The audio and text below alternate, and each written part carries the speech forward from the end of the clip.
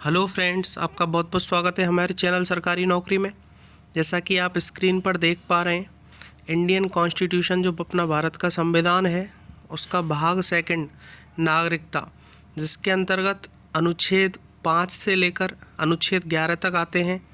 उसमें हम अनुच्छेद 6 के बारे में इस वीडियो में देखेंगे। जिनको अनुच्छेद 5 के बारे में जानना है, डिस्क्रिप्शन में लिंक है, वहाँ से देख सकते हैं। जिन्होंने हमारा चैनल अब तक सब्सक्राइब नहीं किया है, चैनल को भाई ज़रूर सब्सक्राइब कर दो और बेल आइकन ज़रूर दबा दो, क्योंकि इस तरह की वीडियो आपको देखने को इस चैनल पर मिलती रहती है। तो चलो हम बात करते हैं भारत के संविधान के भाग सेकंड नागरिकता और अनुच्छेद 6 के बारे में। तो जैसा कि आपको स्क्रीन पर दिख रहा है, अनुच्छेद 6 ओरिजिनलिटी यदि अपन बात करें तो इस अनुच्छेद का अब कोई महत्व नहीं है। अनुच्छेद 6 और अनुच्छेद 7 इसका अब कोई महत्व नहीं बचा हुआ है। ये अनुच्छेद केवल उसी समय यूज करने के लिए बनाए गए थे। फिर भी हम बता देते हैं आपको कि पाकिस्तान से भारत को प्रव्रजन करने वाले कुछ व्यक्तियों के नागरिकता के अधिकार, ये आपकी हेडिंग हो गई। अब मैं इसको एक बार पढ़ के बता देता हूँ, फिर आपको अच्छे से एक्सप्लेन कर दूंगा।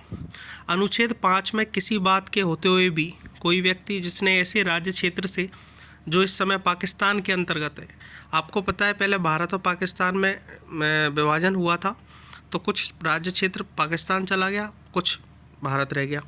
तो अब हम बात करें कि जो पहला का जो राज्य क्षेत्र, जिसने ऐसे राज्य क्षेत्र से जो इस समय पाकिस्तान के अंतर्गत है और भारत के राज्य क्षेत्र को प्रव्रजन किया है पाकिस्तान के राज्य क्षेत्र से, और जो भारत के राज्य क्षेत्र को प्रव्रजन किया है, तो इस संविधान के प्रारंभ पर भारत का नागरिक किसे समझा जाएगा वो बताया गया पॉइंटों में।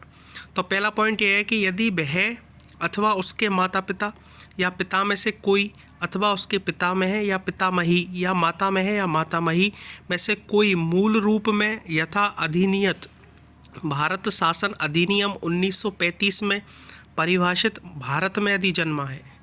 पहला पॉइंट ये है कि चाहे वो पाकिस्तान से भारत को प्रव्रजन किया है, कोई दिक्कत नहीं है, लेकिन यदि उसके माता पिता में से कोई भी यदि 1935 का जो अधिनियम है उसके हिसाब से यदि भारत में जन्म लिया हुआ है तो वह भारत का नागरिक माना जाएगा।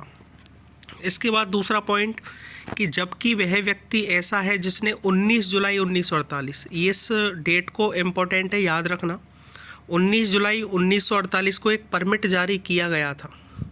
तो इसमें क्या बोला गया था कि जबकि वह व्यक्ति ऐसा है जिसने 19 जुलाई 1948 से पहले इस प्रकार प्रव्रजन किया है, तब यदि वह अपने प्रव्रजन की तारीख से भारत के राज्य क्षेत्र में मामूली तौर से निवासी रहा हो। कहने का मतलब ये है कि यदि इस 19 जुलाई 1948 से पहले यदि वो पाकिस्तान में चला गया हो और उसी टाइम में उससे पहले ही यदि वो भारत में आ चुका है तो भी वह नागरिक कहलाएगा।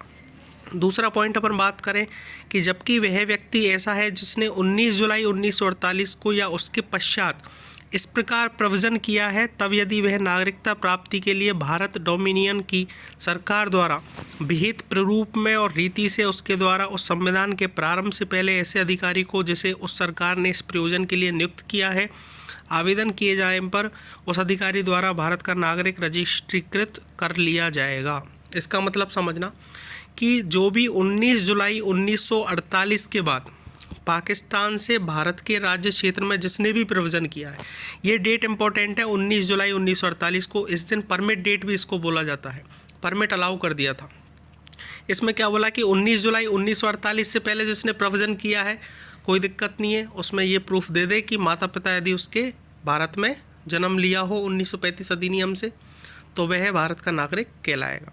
यदि 19 जुलाई 1948 के बाद यदि पाकिस्तान के राज्य क्षेत्र से और अपने भारत के राज्य क्षेत्र में यदि उसने प्रव्रजन किया है तो उसको क्या करना पड़ेगा, कोई दिक्कत नहीं है, भारत में आए और भारत में आने के पश्चात 6 महीने, इस बात को इम्पोर्टेंट समझना, 6 मंथ उसको इंडिया में रहना पड़ेगा। उसके बाद वो एप्लीकेशन फॉर्म अप्लाई कर सकता है जो अधिकारी नियुक्त किया गया है उसको, फिर आपको यहाँ की नागरिकता मिलेगी। अगले पॉइंट में बात करें, परंतु यदि कोई व्यक्ति अपने आवेदन की तारीख से ठीक पहले, एक एक पॉइंट का याद रखना, एक एक वर्ड का यूज है यहाँ पे। आवेदन की तारीख मतलब आप जिस दिन आवेदन कर रहे हो ना सरकार को कि मुझे नागरिकता चाहिए, उससे पहले कम से कम 6 मास के लिए भारत के राज्य क्षेत्र में वो निवासी नहीं रहा तो वह इस प्रकार रजिस्ट्रीकृत नहीं किया जाएगा। आपको इस डेट के बाद जो आपको मैंने बताई 19 जुलाई 1948, इसके बाद आपको आप आओ कोई दिक्कत नहीं है, पर 6 महीने आपको क्या करना पड़ेगा, इंडिया में रहना पड़ेगा, वहाँ का 6 महीने निवास आपको करना पड़ेगा और उसके बाद ही आप नागरिकता के लिए आवेदन कर सकते हो। ये उस टाइम नियम बनाया गया था। और 19 जुलाई 1948 से पहले कोई यदि प्रोविज़न किया है पाकिस्तान से भारत के लिए तो कोई दिक्कत नहीं है, आइए और ये सर्टिफिकेट दिए कि मेरे माता पिता ने यहाँ जन्म लिया है तो आपको नागरिकता मिल जाएगी। यह है अनुच्छेद 6। Thank you.